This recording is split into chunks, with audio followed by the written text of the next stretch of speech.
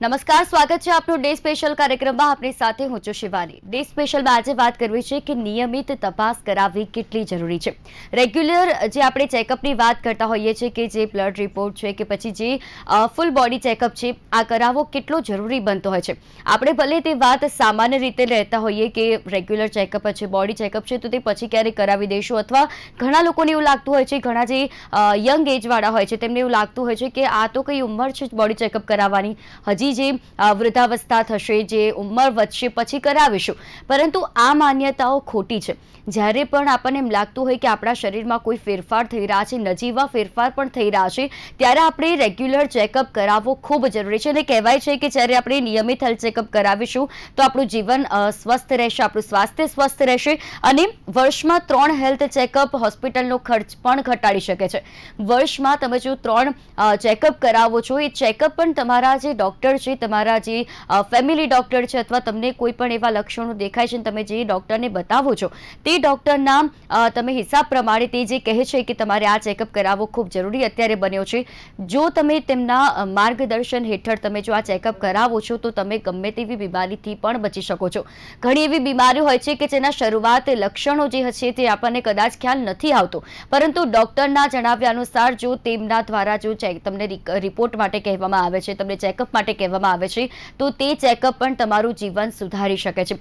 ઘણી એવા છે કે જેમાં હૃદય છે, કિડનીને લગતા રોગ છે, કે જેમાં આપણા જે લક્ષણો છે તે શરૂઆતી લક્ષણો ડોક્ટરને ખ્યાલ આવતો હોય છે અને આપણને ચેકઅપ કરવાની સલાહ આપતા હોય છે. તો આજે એના વિશે જ વાત કરીશું કે નિયમિત ચેકઅપ કરાવવું કેટલું જરૂરી છે અને તે આપણા સ્વાસ્થ્ય માટે કેટલું સારું ગણી શકાય. અને એટલે જ નિયમિત તપાસ એટલે કે નિરોગી જીવન, તેના વિશે વાત કરીએ. આપણી સાથે ચર્ચામાં જોડાયા છે doctor Mitesh Shah, senior physician MBBS છે. ડોક્ટર ઝલક પટેલ, મેડિકલ ડિરેક્ટર, રેડક્રોસમાંથી જોડાયા છે. આ બંનેનું હાર્દિક સ્વાગત છે. Thank you. મિતેશજી, हाँ जी। આપ એક સિનિયર ફિઝિશિયન છો, ફેમિલી हाँ। ડોક્ટર પણ છો, ત્યારે આપને આ વિષય ઉપર શું લાગે છે જ્યારે મેડિકલ ચેકઅપની વાત કરવામાં આવે તો રેગ્યુલર ચેકઅપ કરાવવો કેટલો જરૂરી છે, નિયમિતપણે તપાસ કરાવવી કેટલી જરૂરી બની છે આજના સમયમાં?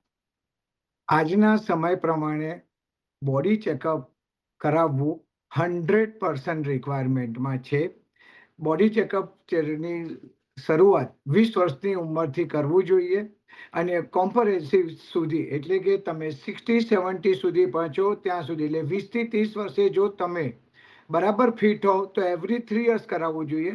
30 થી 40ની વચ્ચે એન્યુઅલ રિકઅપ કરાવવું જોઈએ અને 40 પછી કોમ્પ્રિહેન્સિવ, અને એકોર્ડિંગ ટુ યોર ડિસીઝ એ પ્રમાણે તમારા રિપોર્ટમાં એડ થતું જાય. આ પ્રમાણે સેકન્ડ થિંગ કે બોડી ચેકઅપનું ઇમ્પોર્ટન્ટ, બોડી ચેક કરાવવું એ ઇમ્પોર્ટન્ટ નથી, પણ તમારા વારસાગત રોગ હોય, diabetes, cholesterol, thyroid, blood pressure, એનું પણ ચેકઅપ થતું હોય. ન્યુઅર ડિસીઝ એટલે કે કેન્સર ડિટેક્શન પણ એની સાથે સાથે થઈ શકતું હોય છે. થર્ડ થિંગ કે તમારી ફિટનેસ કેટલી છે બોડીમાં, ભલે તમને રોગ નથી પણ તમારી ફિટનેસ કેટલી છે એ પણ એની સાથે જરૂરી છે. તમારે કયા પ્રકારના વેક્સિનોની જરૂર છે એ પણ છે. તમારે લાઇફસ્ટાઇલ મોડિફિકેશન કરવું છે કે નહીં એની પણ જરૂર છે. અને આ બધી વસ્તુથી તમે આવતા રોગ અથવા તમારા જે ચાલુ રહે એક્ઝિસ્ટિંગ ડિસીઝ હોય એને તમે કેટલો સારી રીતે કંટ્રોલ કરી શકો, આ બધા માટે બોડી ચેકઅપની રિક્વાયરમેન્ટ 100% છે.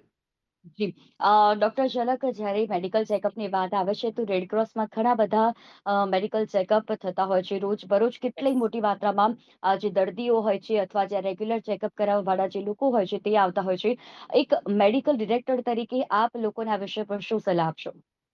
એટલે આ માધ્યમથી હું સલાહ આપવા માંગુ છું કે કોઈ પણ બ્લડ ટેસ્ટ આજે તમને હેલ્ધી, આજે આપણે કહીએ કે હું ફિટ છું કે હું હેલ્ધી છું, એ ખાલી તમારા શું કહેવાય ફિઝિકલ કે કેપેબિલિટી કે તમે કામ કરી શકો છો એનાથી નથી થતું. પણ જે રીતે સાહેબે વાત કરી કે 20 વર્ષના ઉંમરથી અગર તમે તમારું મેડિકલ ચેકઅપ કરાવો, અને હમ. ખાસી બધી સંખ્યામાં જે સેમ્પલ્સ આવે છે અમે લોકો એ નોટિસ કરીએ છીએ કે અનેમિયા એટલે કે આપણું હિમોગ્લોબિન ઓછું રહેવું એ વધારે માત્રામાં છે. મોસ્ટલી 50%થી વધારે લોકોમાં હિમોગ્લોબિન ઓછું હોય છે અને એનું કોઈ કારણ નથી. આપણે જે ફૂડ હેબિટ્સ છે આપણી, જે આપણે પહેલા આયર્ન રિચ ફૂડ્સ ખાતા હતા, આપણે ઘરનું ખાવાનું ખાતા હતા, તો તો એ અફેક્ટ થાય છે. આજકાલની જે લાઈફસ્ટાઈલ છે બહુ ફાસ્ટ મૂવિંગ ને ફાસ્ટ પેસ થઈ ગઈ છે, જેની અંદર લોકો કાળજી નથી લેતા. એટલે હું ખાલી આ માધ્યમથી એ જણાવવા માંગુ છું કે ખાલી ફિઝિકલી ફિટ થવું કે તમારા પોતાના કામ કરવાથી તમે ફિટ નથી થતા. તમે તમારી રોજ જિંદગીમાં અગર તમે એવું ફીલ કરો છો કે તમે ધારો કે એક ખાલી પગથિયા ચઢો છો, એક ફ્લોર ચડીને તમારો શ્વાસ ફૂલી રહ્યો છે, તો એ માર્કર છે. અને આજકાલ હું તમને જણાવું તો આપણે વિચાર કરીએ કે બીમારીઓ 30 વર્ષ કે 35 પછી આવે છે, તો સોરી પણ એ 25 વર્ષમાં પણ દેખાવા માંડી છે. અને ડાયાબિટીસ અને હિમોગ્લોબિન એટલે એનેમિયા, આ બંને આ એજ ગ્રુપમાં મેક્સિમમ આવી રહ્યા છે.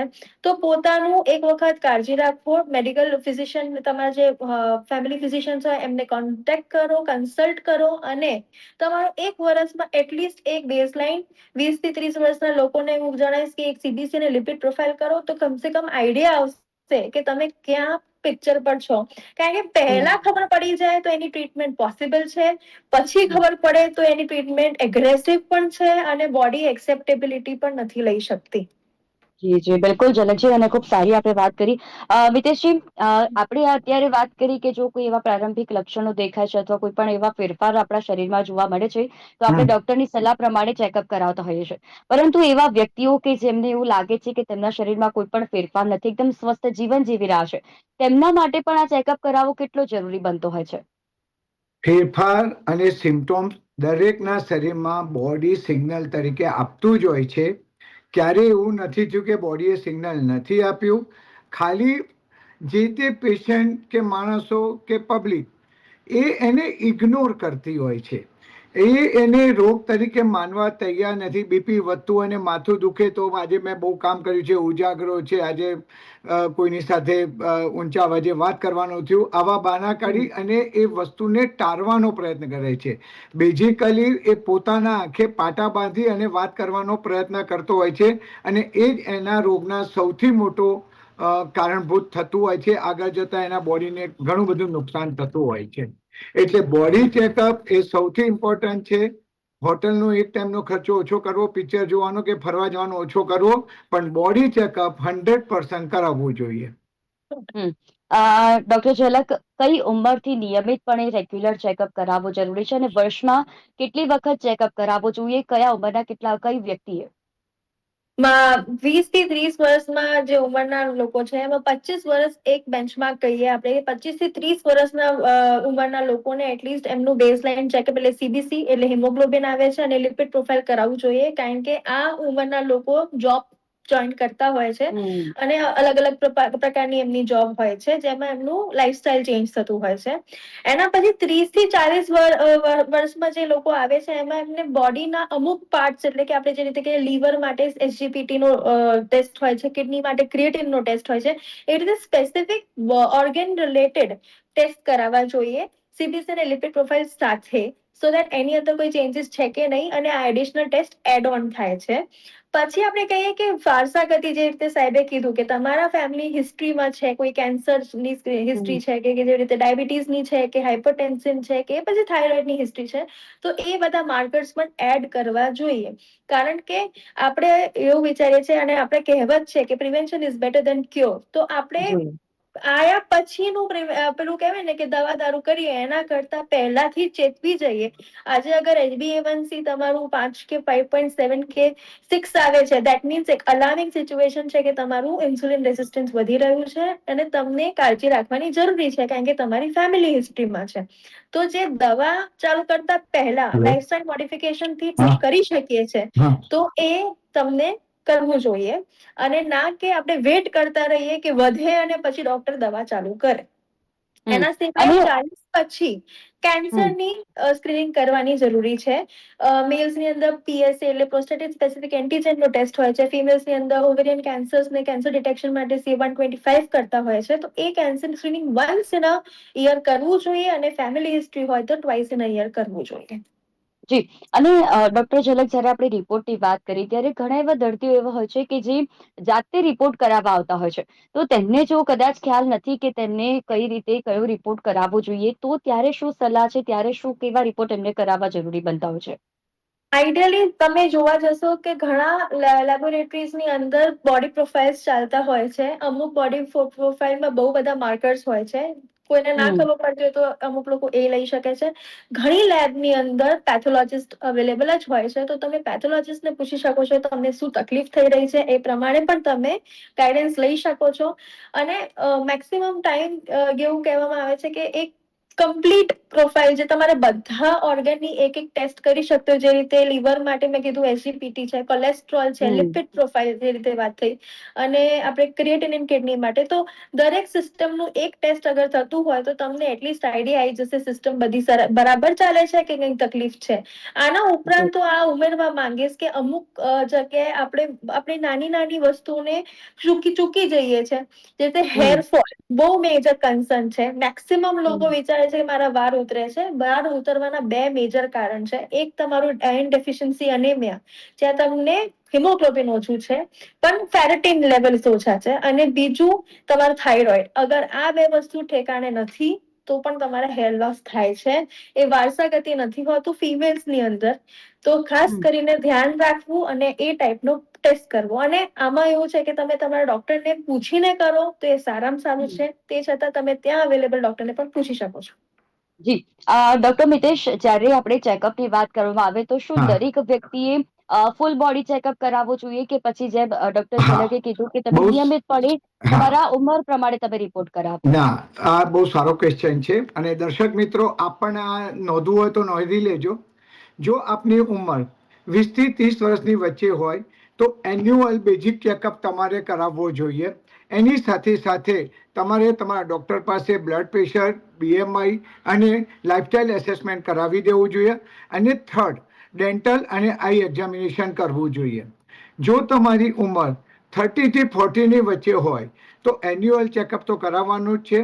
બ્લડ પ્રેશર, લાઇફસ્ટાઇલ જે બેઝિક રિપોર્ટમાં આવે એ, એની સાથે એક્સ્ટ્રા એડ થશે ઇસીજી હશે. વુમન હશે તો એને સર્વાઇકલ કેન્સર માટેનું સ્ક્રીનિંગ થવું જોઈએ. અને મેન હોય તો એને હાર્ટ એસેસમેન્ટનું રિસ્ક થવું હોય છે. જો આપની હમ ઉંમર 40 થી 50 વર્ષની ઉપર હોય, એટલે 40 વર્ષ પછી તમારે કોમ્પ્રિહેન્સિવ બ્લડ એસેસમેન્ટ કરાવડાવવું જોઈએ, જેની અંદર ડાયાબિટીસ, કોલેસ્ટ્રોલ બધા જ પ્રકારના રિપોર્ટ આવી જવાય. હમ ઇસીજી હોય, જરૂરી હોય તો ટ્રેડમિલ ટેસ્ટ આવશે, આઈ એક્ઝામિનેશન આવશે, સ્ક્રીનિંગ ફોર કોલોન કેન્સર એ પણ તમારા બ્લડ રિપોર્ટથી થઈ જતું હોય છે. અને સ્ત્રીઓએ મેમોગ્રાફી કરાવવી જોઈએ. અને આપની ઉંમર 50 વર્ષથી ઉપર હોય તો જો કોમ્પ્રિહેન્સિવ બ્લડ રિપોર્ટ તો આવશે જ. એની સાથે જો તમને હાર્ટ રિસ્ક પેશન્ટ હો તો હાર્ટના તમામ ટેસ્ટ, એટલે કે એમાં 2D ઇકો અને ઇસીજી એ એડ થશે.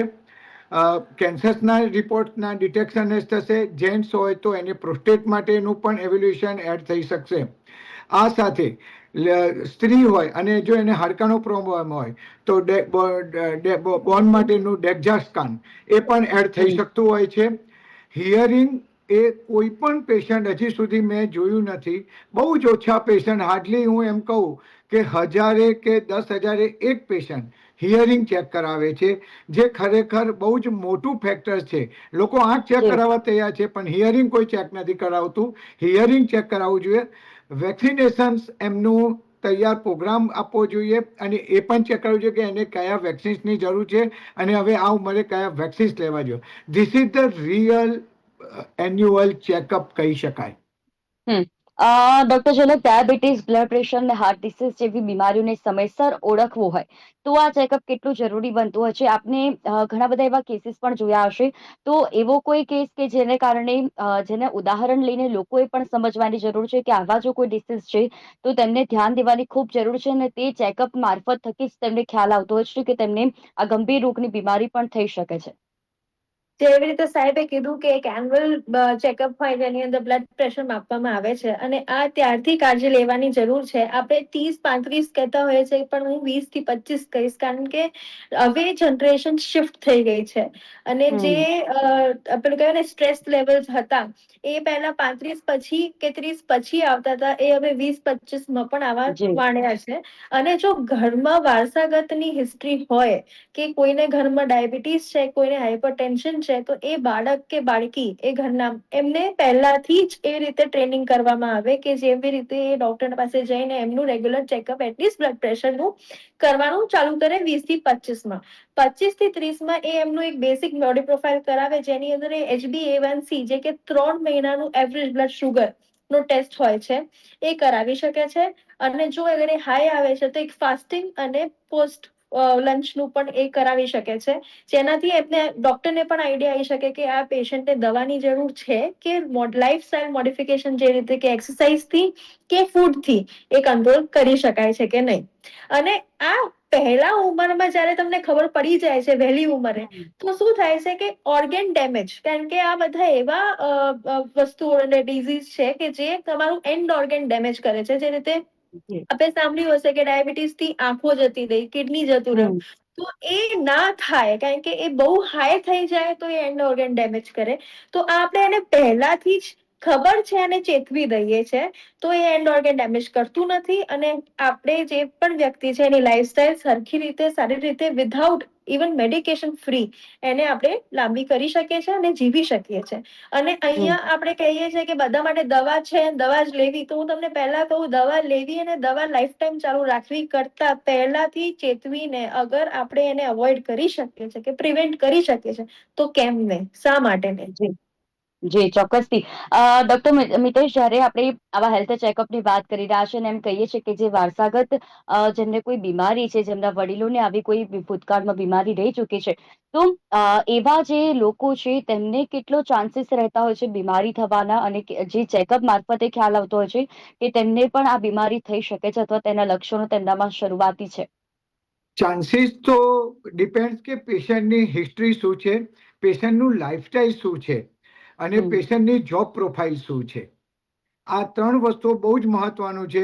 મધર ફાધરને ડાયાબિટીસ કદાચ 55-60 વર્ષની ઉંમરે આવ્યો હોય કે 65 વર્ષની ઉંમરે આવ્યો હોય કે બ્લડ પ્રેશર 50-55 આવ્યું તો જરૂરી નથી કે એમના સન કે ડોટરમાં સેમ એજ જ આવે.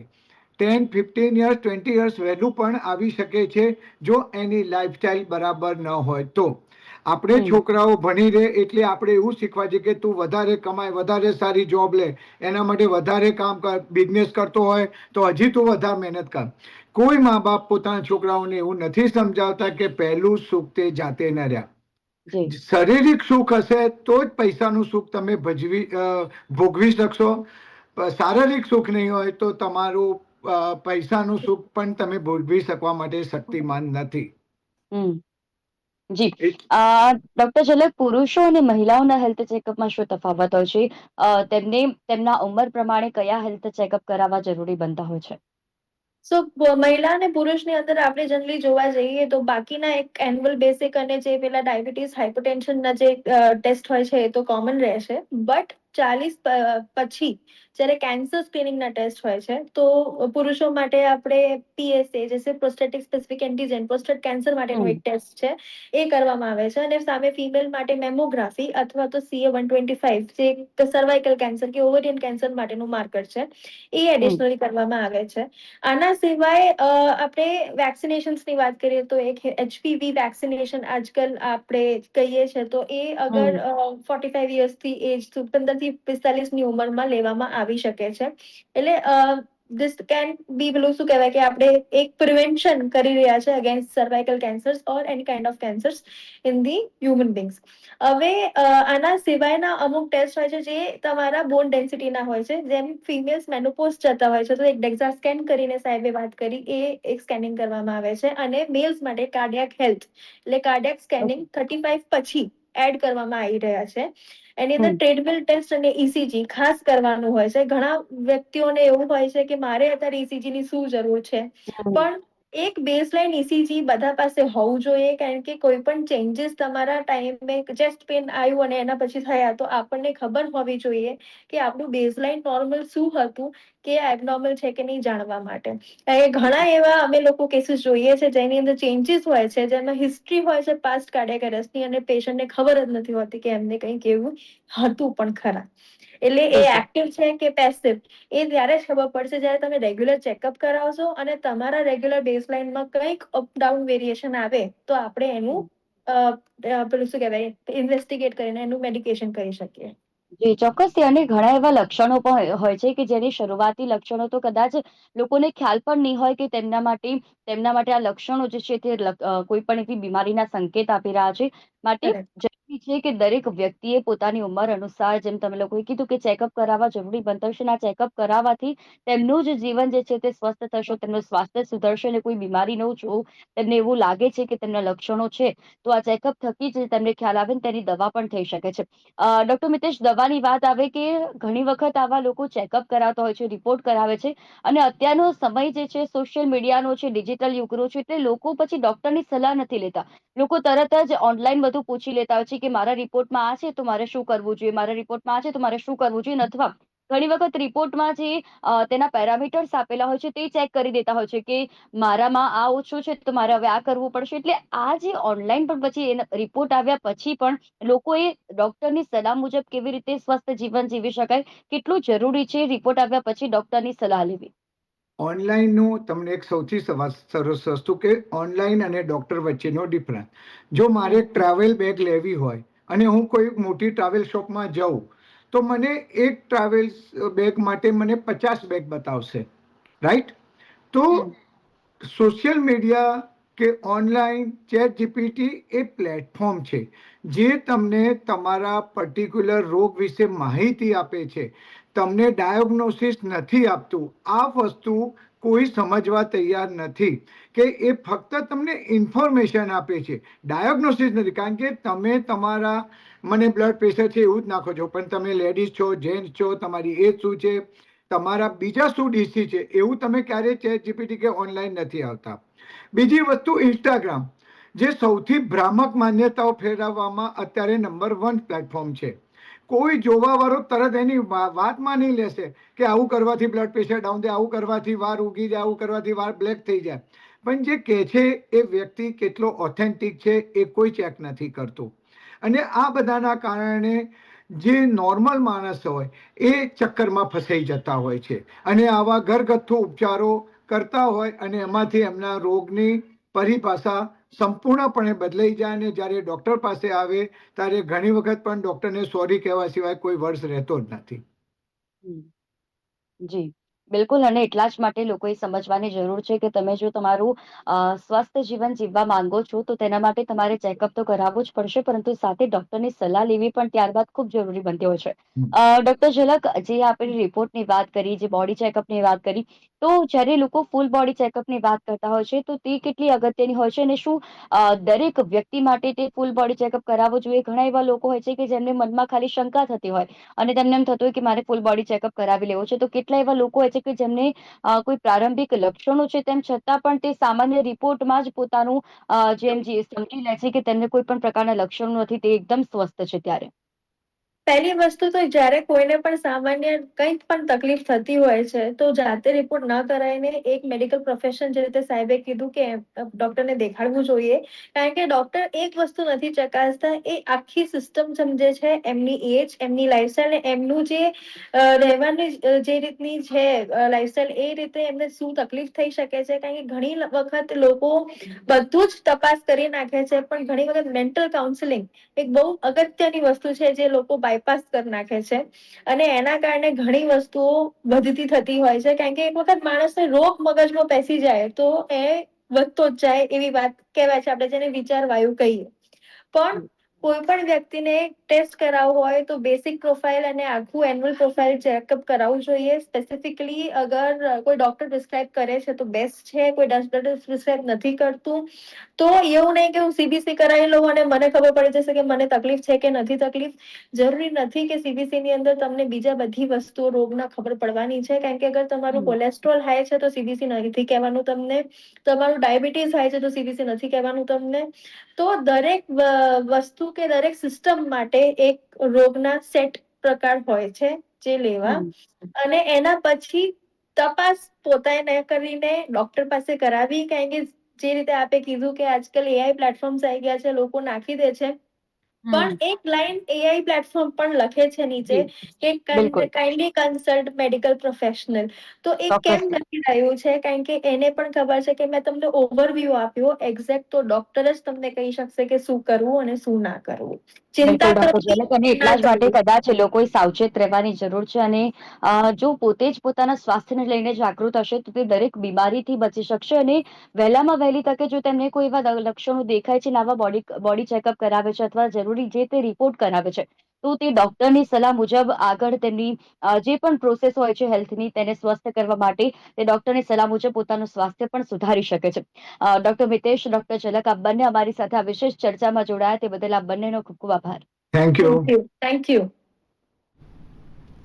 તો ડે સ્પેશિયલમાં આજની વાત હતી કે રેગ્યુલર મેડિકલ ચેકઅપ કરાવવો કેટલો જરૂરી છે. વર્ષમાં 3 વખત મેડિકલ ચેકઅપ કરાવવો જોઈએ. અને હવે તો 25થી જે મેડિકલ ચેકઅપના જે વધી ગયા છે કે જો તમારી ઉંમર 25 વર્ષ છે તો તમારે ત્યારથી જ તમારા મેડિકલ ચેકઅપ કરાવવા જોઈએ. તમને જો લક્ષણો નથી તેમ છતાં પણ તમે જે બેઝિક મેડિકલ ચેકઅપ છે તે કરાવો તો તમને ગંભીર બીમારીઓ થવાનું જોખમ નહીં રહે. અને હોસ્પિટલનો ખર્ચ તો બચશે જ, પરંતુ તમે સ્વસ્થ જીવન પણ જીવી શકશો. ડે સ્પેશિયલના કાર્યક્રમમાં હાલ બસ આટલું જ. ફરી મળીશું નવા વિષયની સાથે. ત્યાં સુધી આપ મને રજા આપશો. નમસ્કાર.